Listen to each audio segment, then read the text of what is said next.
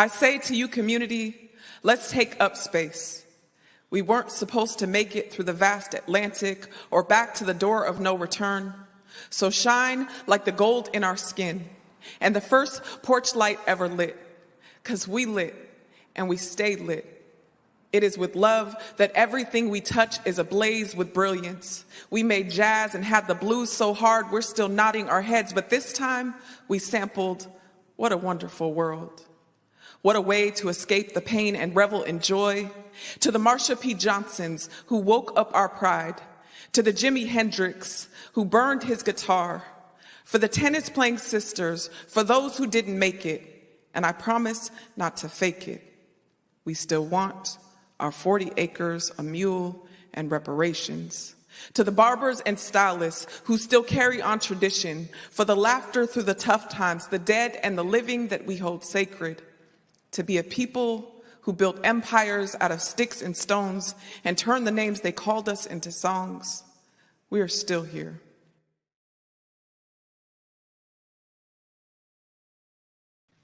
All right, I want to welcome everybody here to the Black Media Matters studio, Converge Media. Our guest today, Councilmember Debora Juarez. How are you? I'm doing good. Thank you for having me here again. Yeah. No, what do you think of the new? Well, the last time we talked, you were on my front porch. Yeah, and your whole crew was there, and I had to run out and get coffee. But this is a little bit different. It's so amazing. Black Media Matters, big studio. Damn. Yeah, that's right. Okay. Last time we was up there, D5, the whole crew was at your house. D5 is cracking. When you come up, that's how we do in D5. We don't mess around. Look at you. Yeah. Okay. Well, first of all, I really wanted to tell you thank you for joining us here. It's a really important occasion. A lot of times it's here at Converge, one of our big messages is about our young people who are dying here in Seattle and across the region, a lot of times to gun violence. And I saw what's going on here in the news around missing and murdered Indigenous people and what's happening here in the city. And I thought that one of the best things you can always do is be helpful to other people. And so we wanted to use the Converge platform today to be able to uplift what's going on around missing and murdered Indigenous people. And I want to thank you for joining us here so we can, spark a conversation and let people know what's happening. Well, one reason why I like coming on your show, Omari, is that I can talk to you as a relative. And it isn't an elected it is about the humanity and the things that matter in our community and our people dying and how they die and how they go missing. And missing, murdered Indigenous women and girls has been an issue well beyond the last 10, 15, 20 years. It has been an issue in this country, in Indian country, for so many years, and so many Native people and organizations have been trying to tell the government to go find our women and children when they go missing. And it started in a more institutionalized fashion with the federal government. And of course, we've all been a part of that. At least I have for at least 15 years. And then it became more state and then regional. Why I'm proud of the city of Seattle is we brought it home to the city of Seattle well over almost 3 years ago to not only do the resolution, but pass an ordinance and hire somebody whose only job is to work in SPD with the Seattle Indian Health Board and the Native American organizations and tribes, and pay that person to look at the data and work with the coroner's office, SPD, and the sheriff to go looking when our women and our children go missing. And it's finally, right now it's like the national and the state of Washington finally put their statewide commission together. So I'm proud to say that the city of Seattle did it first. Right. And maybe you can tell some of our viewers who might not be aware of how big this issue is. I mean, you can tell us what's happening, what's going on, how many people are coming up missing. Well, I mean, thousands. And I think when it really hit me was probably about 15, almost 20 years ago with the Yakama Nation. And we also, when we found out that like you saw in the news 2 months ago, when this one young white woman went missing, and the whole nation was, how do we find her? Where is she? And some of us were brokenhearted because we're thinking there's 800 people, Native people, that went missing in the state of Nevada, and nobody went looking for them. We had the same issue with our Indian children that were taken into boarding schools that died, and they buried them, and no one went looking when the family and the tribe said, where are our kids? We had the same thing when we had to pass the Indian Child Welfare Act in 1978, when the government was taking our children, and our tribes and our people were saying, where are our babies? Where are our kids? Nobody would go looking. And so it's taken this, we've crossed over this line where our humanity, our human rights, our lives matter. Just like, I know it isn't just a caption about Black Lives Matter. It's about all these people of color that when we are hurt, when we go missing, when we're just, what's the word I want to say? That when trauma is imposed on us, nobody really wants to make it a story unless it's a huge story about a lot of things. It can't just be that one life. And we have local lawyers that have worked with Muckleshoot, Tulalip, Makah, other tribes that have had people go missing. To this day, I have a picture of a young woman in my office who is of Makah, where she's in my office, and there's a picture of her, and we still have not found her. So for us, the city, to take the initiative to have a group of people where all eyes are on that, it's a public health issue, but more importantly, it's an issue for all of us to care about. Man, I think when I hear this, and this is a topic that we've covered kind of on and off, but when I hear this, it's like you hear Native people in this community yelling at the top of their lungs, but nobody hears them. And it's like, being one of these groups that is disproportionately impacted by everything. One of the things we're looking at through COVID was like, we get hit, and then you go to the Native population, and it's like, damn, the disparities across every category is there, and it's just oftentimes it's overlooked. I mean, how can you have thousands of people just out missing and no one cares? I mean, in a larger sense, of course, the community cares, but no one cares. And how can you explain a little bit more the technicalities or what this is called, the legislation that the city has done, and how you got to this point? Sure. And I want to go back to something you said that really touches my heart, and we feel it in Indian country and everywhere. And this, and this isn't anything new, and I apologize if I'm being too candid or too blunt, but usually until something affects white suburban America, it's not an issue. Whether it was missing white woman syndrome was what they remember the crack epidemic. Nobody cared till suburban white kids. I'm going to say I was a public defender till kids in Bellevue start doing it, right? Fentanyl, not a problem until someone's college educated son did it, right? AIDS, nobody cared about AIDS. That was a gay disease. The Reagan administration, nobody cared until the school teacher got it. And so that just goes back to the underlying issue again, which is going to be my theme today about humanity. Until we start seeing the humanity in each other, that if that affects my brother or sister, then it affects all of us. Do you feel then, in a broader lens, that America still hasn't been able to see the humanity in Native Americans? Absolutely. And we will continue to do that. We see that with disenrollment. We see that with the federal government not recognizing Native folk. We see that with the tribes. And I'm so glad you brought up the tribes in the sense of, you and I have talked about this before, about why everyone thought that when tribes were going to do gaming, that somehow the tribes were, in love with capitalism and money. Tribes passed the 1988 through Congress, the Indian Gaming Regulatory Act, not for the love of money, but for the love of our people. Because we knew that if we had those economic engines and those jobs, we didn't have to go to the federal government on their 2-year federal cycle and try to get in their budget to get a road built or a school or a hospital. We said, you know what, we got this, we're going to do it. And working with communities like that to find that fire in them, because it's in all of us, has been what I think is, I think why the Creator has put me here to try to do and try to help. Yeah, I mean, and for sure, not to get too far afield, but I know for sure when I was in high school going up there to Tulalip Reservation, and I mean, it was a dismal state. And those guys were very much on the bottom of every single totem pole or pecking order. And now the Tulalip's are at the table, at every table in Snohomish County and probably beyond. Well, when you look at I-5 and you look at tribes, you will find out starting from, Lummi, Swin, Skagit, Tulalip, Snoqualmie, Muckleshoot, Puyallup, Nisqually, I could just go on and on. Those tribes, Puyallup, they've either become the first, second, or third largest employer in those counties. And remember, I was in the governor's office in the day when state legislators were saying that the tribes were a drain on the state resources. We are almost the number one employers. And, we don't, if you have the people that make up the workforce for these institutions and these entities in which create economic vitality for the tribes, those are not all tribal members. 95% of their employees are non-Indian. Yeah. And you know why we do that? Because we know it's for the good of our people. Now, I don't always agree with some of the gaming issues, but the point was this. We did it back in the day. I'm old enough to say this because I was an attorney, what we used to say before gaming and after gaming.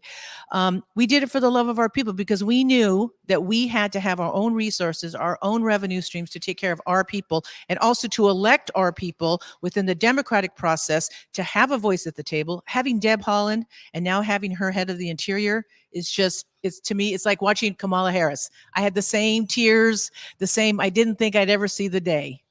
Right. And speaking of that, Deb Haaland is the Secretary of the Interior, right? Mm-hmm. Yes. And underneath Interior is the Indian Affairs. Right. That's the correct name for it still. Yeah. Well, do you have you seen anything yet out of her office? Yes. In a larger sense around this issue of murdered and missing Indigenous? She was one of the women I know Deborah, watching her, talking to her 4, 5, 6 years ago. But I'll say two things about the sensibilities of having Deb Haaland, an enrolled member of a tribe, heading the Department of the Interior. Before, there was the Native American slot where they would just, whoever wanted to be head of Indian Affairs. And I've been offered that job at least 3 times. No, I said, if I take that job, I want to be head of Interior. Having Secretary Interior Haaland's sensibilities as a Native woman who took over the resources for Department of Interior, she is about protecting the environment. She is not about people coming in and carving everything they can out of it. She's not about exploiting the environment because that's how she was raised. Then she brings in this other level of missing, murdered Indigenous women and girls, the issue of boarding schools, how our children were taken and how we're getting them back, bringing in the issue of preserving not just the parks that we have now in which Native people were killed and moved out of, Colorado River, the Ohio Valley, I could go on and on.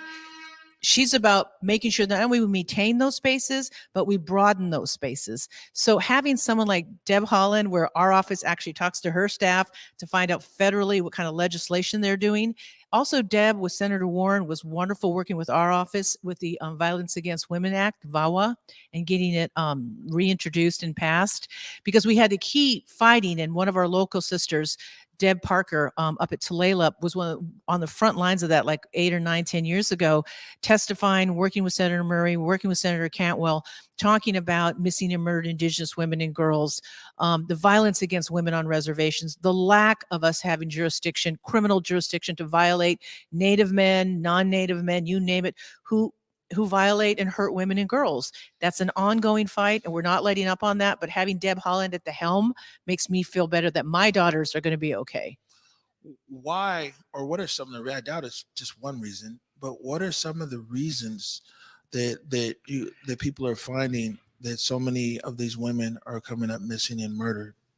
Well, I think there are two things. I think one is we don't have a system of check and balances where within Indian country, lack of police resources, lack of investigators, tribal courts, all of those things that keep a community safe.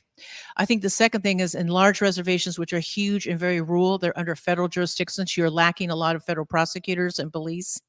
And third, when we have our women, because Seattle unfortunately has the title of having the most missing murdered Indigenous women. Did you know that? We are number one, and I think a lot of that is because, and I could go in, that's a whole nother show about how back in the 70s, when people were being given money to leave the reservation to go to cities, Seattle was one of them. Seattle, Portland, LA, you'll see, that's why you have such huge populations of Native people that came from reservations to come to a city to work.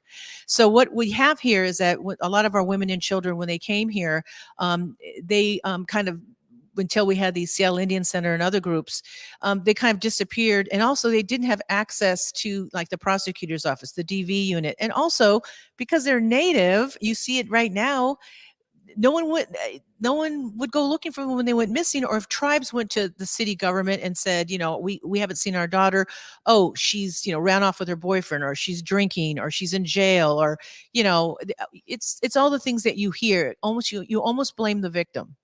So now we have somebody that is in SPD whose job it is to work with us, Seattle Indian Health Board, Mother Nation, Chief Seattle, and the tribes. I mean, the tribes were phenomenal in us passing this legislation, and we're so kind and so thankful. They're the ones, we worked with them to craft the legislation, craft the language, how this person would be paid, where they would be situated.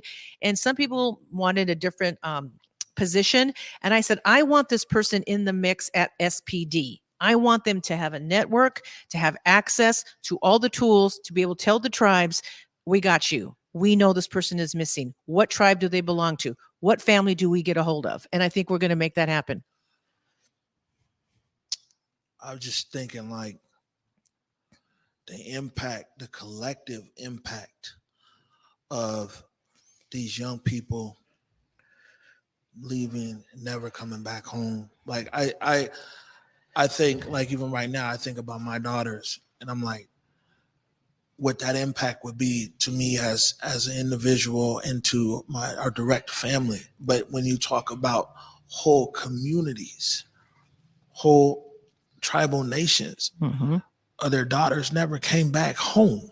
And you know what? I'm so glad that you and I are talking like normal people, because when we were doing the legislation, and now Mayor-elect Harrell was council president at the time. And I remember Bruce, when we got the legislation packed, it was packed, and 90% were Native women. And Bruce, for the first time, or now he's Mayor-elect Harrell, start crying. If you go back and watch the tape, his voice cracked and he start crying, and then everybody start crying even more. I was trying to hold it together, and because Bruce had to call the vote, and we I'm starting to get emotional. He called the vote, and as the chair, he's the last person to vote. He couldn't get his I out, his yes out. But I want to give Bruce big props, and also all my colleagues that were on council at the time, because Mayor-elect Harrell really made sure that it got on the agenda, that it got passed, and had my back 110. So did my other colleagues. But to have him as chairing as council president, because he told me later on, he said, I'll say it. He said, damn, Deborah, you made me cry. But he didn't know about the Indian Child Welfare Act, and that up until 1978, the government could take our babies. And that all of us affected our families. My stepdad, who's Yakima, and my sisters who enrolled at Yakima, their grandparents, all 5 of them, were taken away by the time they were in 2nd grade. I remember my stepdad saying, being in kindergarten, I remember getting on a bus and not understanding why they were being taken away from their family, and they were crying and holding on to each other. Can you imagine that happening in America today? The government just said, we can do that. We're taking your kids because we think you're drunks. You don't got jobs. Oh, well, by the way, you took our river and you dammed it up. You ruined our own commerce, and you hurt us with your poison and your disease. And now you're taking our babies. And you wonder why our generation, mine, all of us we talk about historical trauma, but what the thing people don't talk about, which I want people to talk about more, is the resiliency that we are still, I was going to say the F word, but we're still here. Well, I mean, speaking of that, is what's going on some of these reservations or Native communities to even address the collective trauma of these young people disappearing, never coming back home? I mean, what's happening? I think that's a void that will never be filled. But like, what is the issue of that trauma being addressed? Absolutely. It has been. It has gotten so much momentum and power and good medicine in the last, I'd say, decade, particularly now. I mean, with the state of Washington putting together their first full ever state sanctioned commission statewide, with state representatives, tribal representatives, law enforcement, working with the federal government about why we need federal prosecutors, why we need investigators, why we need people to go looking. It's like we're kind of over the fundamental questions of, you need to go looking for our daughters and our women. Now we're to the point of tribal leaderships at the table with government and law enforcement to how we are structuring that. And we're working in conjunction with the federal government. It is, if we had a menu, it's in the top 5. So is boarding schools. And you know what? That's the work of Native women pushing hard, and never, it was Native women that got the Indian Child Welfare Act pushed. A lot of people don't know that. It was all of our aunties. I could rattle them all off. Never gave up, kept going to Washington, D.C.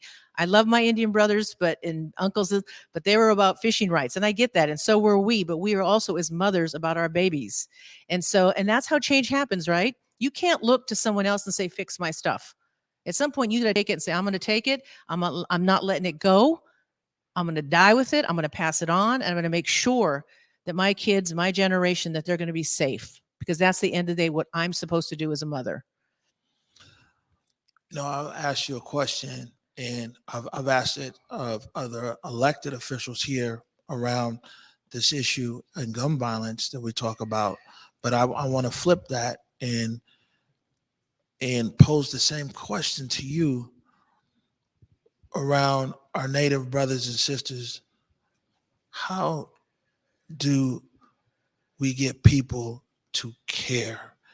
And Converge, we the little engine they could over here. You know what I'm saying? We the smallest by far of any media here in the city.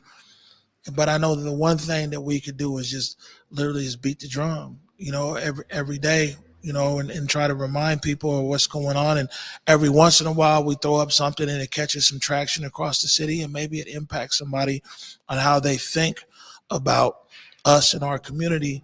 I say, how do you get people to care? How do you get people to see humanity and the Native American community, to see? Because, when you see somebody as a person, when you see them as a person first, when you see their dignity, and when you see their humanity, you approach things differently. And for a long time here, I've been like, we just need to be more humane. We need to show more humanity. And it's an uphill battle. And so I'm asking you around this issue here, how do we get people to care more, to see humanity in our Native brothers and sisters? Well, before you can even get to the question of and we're all born with that light of humanity. I think we all have it in us. We start with that. I think the Creator gives that to us. The question about, how do we get people? I think people are there. I think, again, it's what you do about raising awareness. And you and I talked a little bit about this off camera, and you were so gracious. And that's a good example about the humanity, where you said, what can I do? What can Converge do?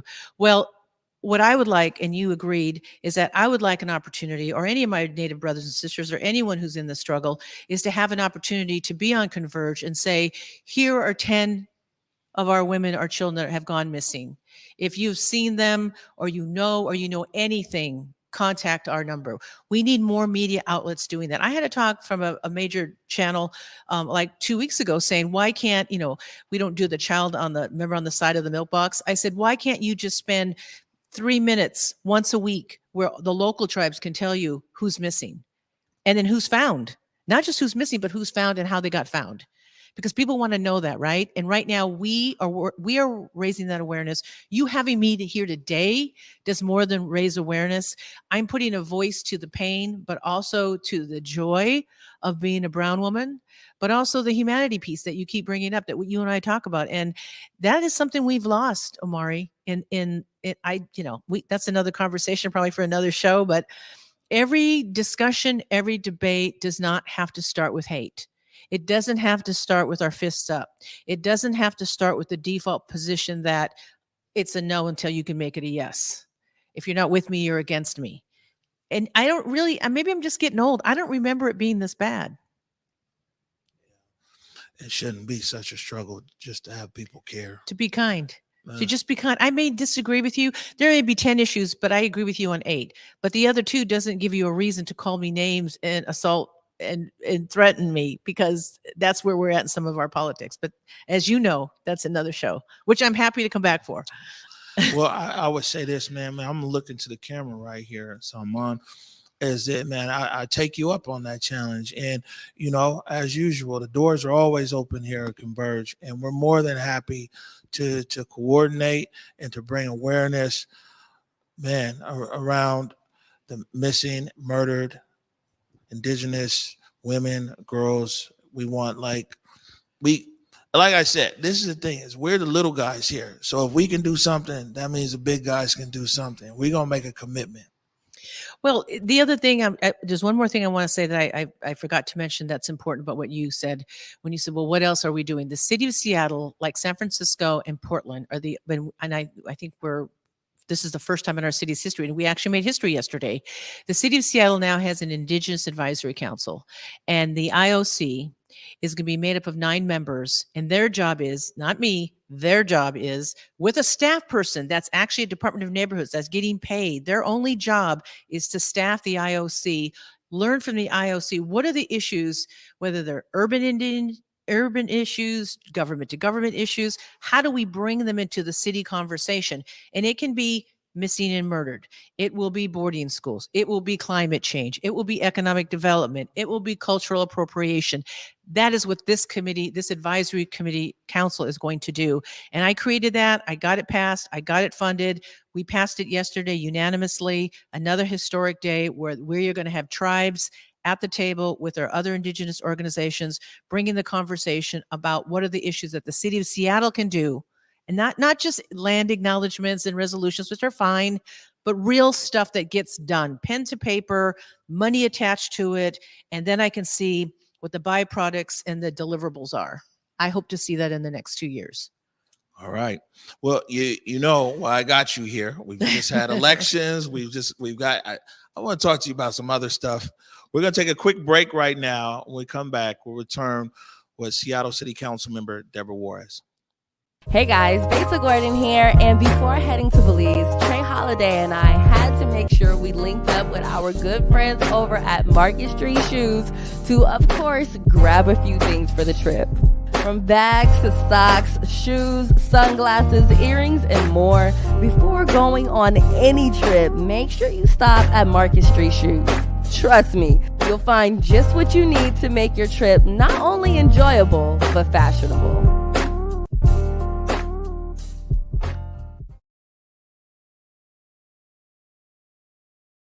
On October 23rd, we unveiled the new Converge Media Studios to Stephanie Johnson Tolliver of the Black Heritage Society of Washington State, who along with Damon Brown of Creative Lou, designed our interview wall with epic images of Seattle's Black community of yesteryear from the late Al Smith's photography collection at Mohi. We often speak about our past, our community, our culture, our traditions. Though times have changed for us here in the Emerald City, Converge Media is firmly rooted in our history and grounded in our legacy while focused on the future. We want to say thank you to all of you who support Converge Media. Just know that you are the difference. You made this studio possible, and because of you, we continue to grow and thrive in our purpose. So be on the lookout for new, impactful, and educational programming from Converge Media. And remember, Black media matters. All right, welcome back to Black Media Matters studio right here. Joined by Seattle City Councilmember Debora Juarez, D5. In the house. Yeah, D5 in the mix, man. All right, so good. We just had an election, a very, very interesting election here in the city of Seattle. That's a whole nother show too. I'll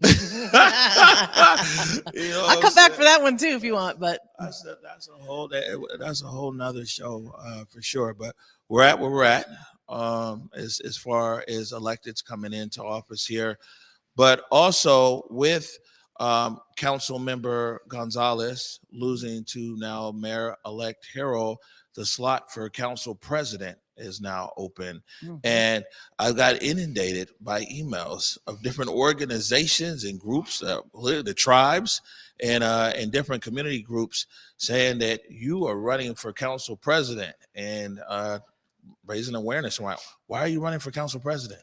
Well, I know this is going to sound a little hokey, but it's the truth.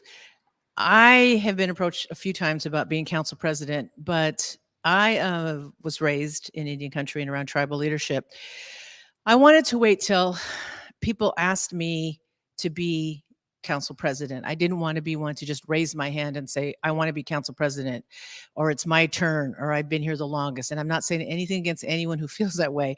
I'm just saying for me, I had to feel like I wanted the honor and just the honor of knowing that people believed in me. And once I felt that confidence that there were people that really wanted me to be council president, including the tribes and labor and business. But there are three big reasons, and I've learned to articulate them a little bit better since our last phone call. You called me, and because you're saying, what's up? Why am I getting all these letters? I think the three things are starting with, I want us to heal. And I want our city to heal and move forward. And getting back to what you said about seeing each other's humanity. Second, I wanted to talk and focus on community safety, community policing, the Clean City Initiative. I want those things to come back about what government does, what good government does. And third, and we've talked about this on one time on one of your shows, is the economic vitality across the city and for each district. We went to a district system for a reason. And when you represent a district, and again, I'll get back to citywide representation, I want each district and each council member to have wins and to have success. I want them to take an inventory of what they have in human capital and what they have in structure in their district that we can leverage from the city level, hopefully me as council president, how I can be and make them successful for their people. Take any district, whether they have a educational institution, whether they have a hospital, a mall, any kind of economic engine, transportation. Those are the things that I look at, and also the human capital. What are the talents? What is the brilliance of all these districts, what they bring? And each district on its own has different gifts to bring to the bigger table of city government. So for me, I want us to find a way to not only have economic vitality across the city, but I'm really excited about bringing the tribes and their economic, if I should say, how should I say this? Their economic savviness. Let's just say it, their money, their interest, their incredible interest, this is their land, to be a part of the city family and growing the city bigger and better and providing more job opportunities and having more tribal city partnerships that employ Native people, non-Native people. We have this thing where Native people sometimes think the only places that they can work in the city is nonprofits.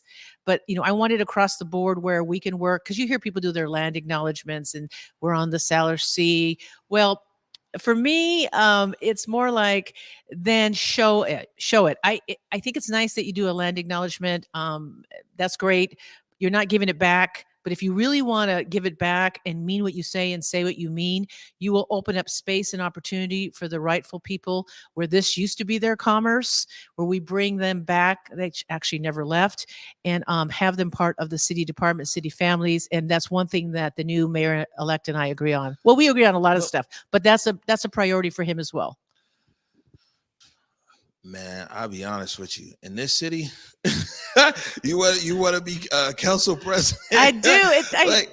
I mean, man, who wants to be council president? Of course, it's a prestige of it in a leadership position and everything else. But man, it could be a very difficult kind of job. Well, I don't know if there's prestige. I should be honest with you about there was a time, and I've talked to former council members, and I remember the first year that I was considering it, and then Bruce and I talked about it. Long story short, I waited because I know Councilmember Gonzalez really wanted to be council president. And, I just wasn't, what I learned from former council members and council presidents, they used to just rotate the position. Right. It wasn't like a thing. It wasn't like, I'm going to have all this extra power. In fact, you really don't. What your real job is almost being a traffic cop, making sure that the meetings go, that you know what's on the calendar, that you keep people in check, that you make sure that people are kind to each other, that there's debate, that there's dignity in debate, that everyone gets to speak. No one gets to just drown people out because of their own political, philosophical differences. I'm hoping that is what my job is. And I have good relationships with everyone on council, everyone. I can talk to all of them. And, the way I was raised and what I've gone through in my life, I've dealt with, I've dealt with more difficult people than the Seattle City Council. Right. Well, I mean, so the other thing is this is one of the complaints that we heard is that, or one of the things that I think that a presidency is supposed to do is also be like, hey, this might sound popular, but right now it might not work.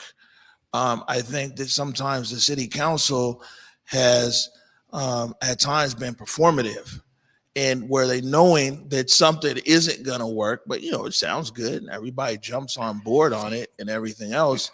And, then the constituents are kind of disappointed. And, if the president and everybody else goes along with that, I mean, isn't that your job as well? If you're going to be council president, to be like, hey man, I feel you. I think this is whatever. You come in there, I guess it's a new city attorney now. When you come in, sit with a city attorney, sit with this and that. Can this thing happen? Okay, it can happen, but maybe it can't happen right now. Let's set a proper expectation to the constituents as to when this legislation can pass or move, right? You're absolutely right. And I'm going to start with this because I'm going to kind of throw this a little bit back at you. Everyone, there's a famous saying that says, truth is the first casualty in war and politics. And this city has got to get back to some just straight up common sense. Because one thing that you and I've talked about, and I've said it on the dais, like, let's talk about the police just for a moment. The people that scream the most about 911 or the police, those people do not, the people that need 911 don't have the luxury of not needing 911. That is something that, and I don't want to go into the 50% pledge and all this other stuff, because that's the past for me. And I've learned you don't live in the past, you move forward, you learn from it. You still talk to these folks because they're your colleagues. But that's why I said public safety and public policing and the consent decree. And we can talk about what all that means. But you're right. It is injecting some common sense that just because I think this, I represent all of Seattle, and public safety isn't just abolishing the police. Public safety is community safety. And yes, we are going to change how we police, because put the consent decree aside for a moment, because we are recognizing that why police were created, but also it doesn't have to be that way. But the only way we're going to get to that safety point is if we're talking to each other and not screaming at each other and not othering each other. Yeah, right. I think it could be definitely a civil conversation. And I mean, the issue of public, here we go. See, look, we got 3-4 more shows we can have, because the issue of public safety here and policing, and man, I've been a victim of police brutality in this city now twice in my life. When I was in high school, and then if everybody saw them beat the hell out of us, you know what I'm saying? Especially the media got targeted. There was the International is an international governing body for journalists. And they wrote up a big thing there about July 25th, how all the media was targeted. Anyways, like I said, a whole nother show. I got, so I feel some kind of way about all kinds of issues. But when you're talking about leading the council and leading, are you saying that you have the capacity to be open? Because the people who want to see a fundamental change in policing, they have valid points.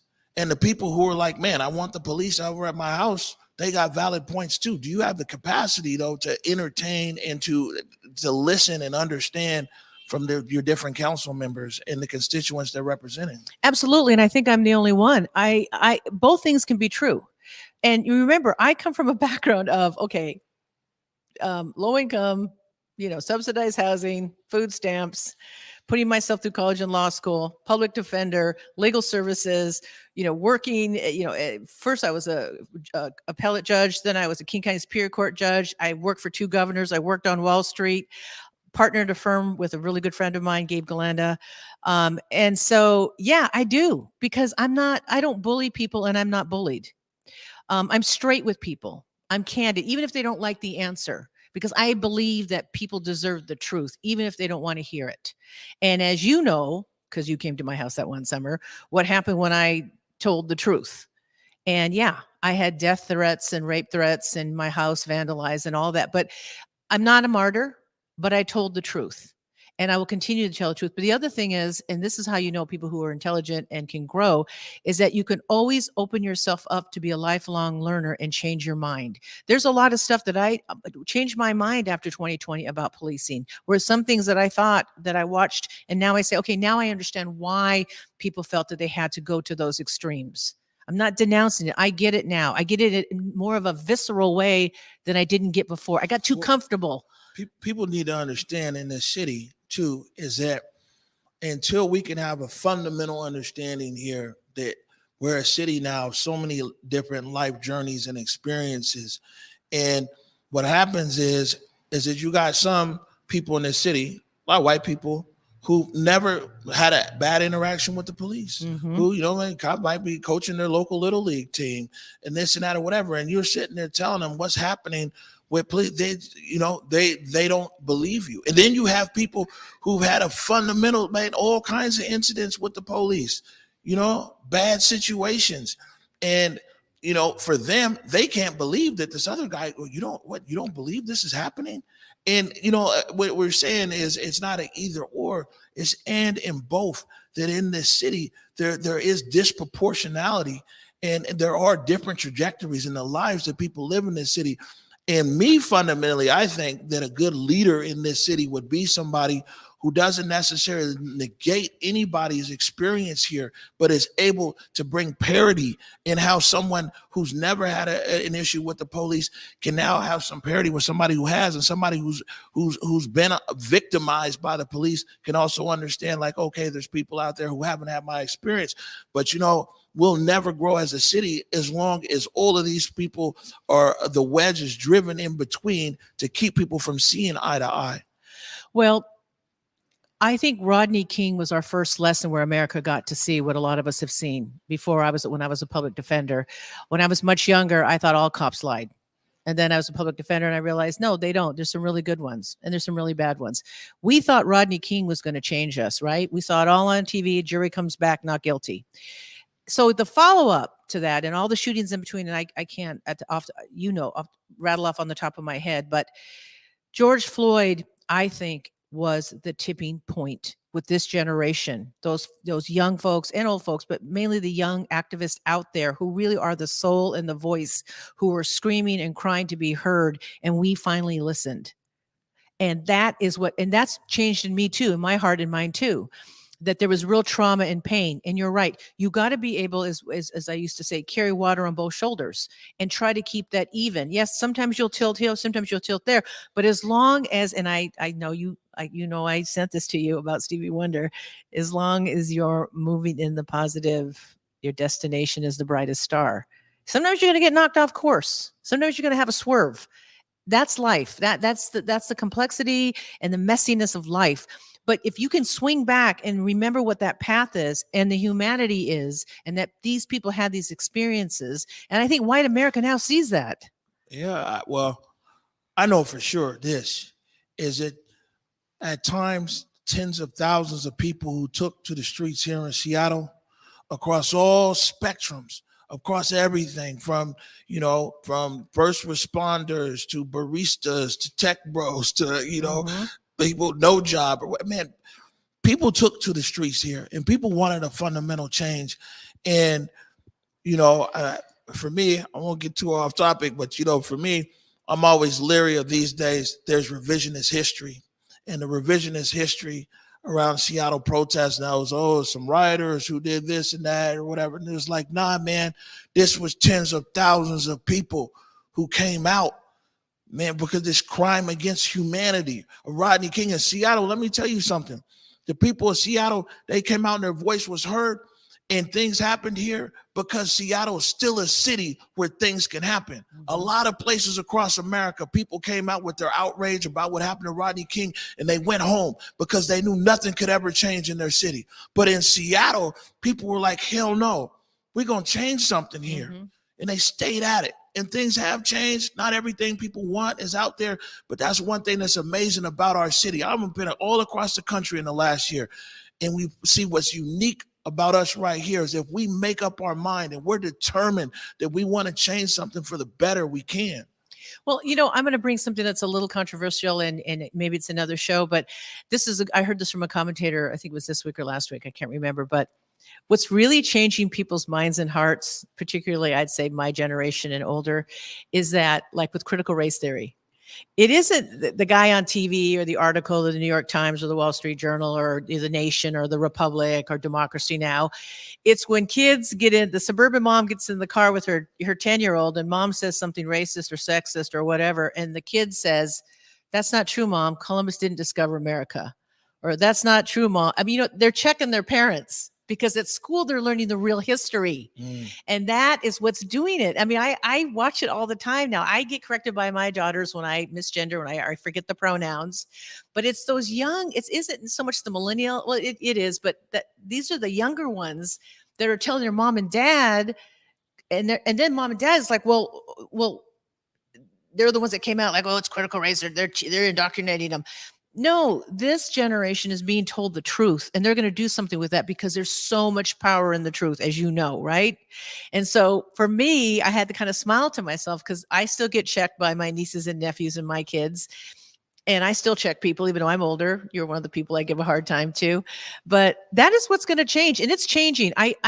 If we can end on a real powerful, bright, good medicine note, it is that.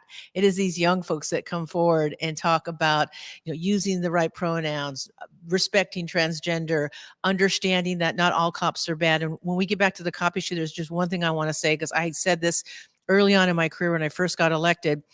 I have a nephew that's a police officer in Bakersfield, California. Mexican is all get out. I have a nephew that is a police officer on the Blackfeet Reservation. And I watch those two young men and their families and what they do and how they put their lives out there, how they police their community. It's not like here, because everyone knows everyone, but they take care of each other. They know that so-and-so's kid. There's still that love and humanity, right? So I know it's possible. But I also know that they've been shot at by their own people. They've been assaulted by their own people, right? So I understand when they talk to me and say, "Auntie or Tia, this is what they're mad about, or why Seattle's crazy." And I have to have these talks with them like, no, this is the change that we need, because of what my generation did, allowed you to be a police officer, for you to want to look up to something like that. Police officer, fireman, doctor, lawyer, whatever. So that is what I bring to the table when I think about being balanced, being fair, being clear-minded, checking myself, reminding myself to be a lifelong learner. But more importantly, and I want to end with what you always tell me to, seeing the humanity enlighten people, and never, ever forgetting who that person is and what they represent, and every experience that they bring to me, particularly if they have the courage to share it and it's scary or traumatic, that I honor it. Well, there it is. And I would say this, Councilmember Juarez, that on some issues we agree, some issues we disagree, but we can always come together around the point of humanity and grow a conversation from there. Also want to acknowledge the fact that every time I call, I'm saying, "Hey, I want to talk to you about something," and you pick up the phone and you make it happen. And what an important discussion today, and thank you for helping converge, amplify, and align with our Native brothers and sisters around such an important issue. Well, I want to end with, first of all, when you call me, you only call me what's important. And I know there's been a couple of times where there's been some pain when you've called me, where you've been really emotional, and I've gotten emotional. But I think that people should connect on that level, because I think that's when you're being the most honest, is when you're being the most vulnerable. And that is the time when you can most help somebody in that vulnerable state, not bullying people, not pressuring people, not lying to people, but like you said, seeing the humanity in the light, and what we say in Indian country, the good medicine of that person. So I honor you for that, and thank you. All right. City Council member, Seattle City Council member, Debora Juarez. Thank you so much for joining us. Thank you. All right, everybody. That's it for today. Thanks for tuning in. We'll catch you next time. Adios.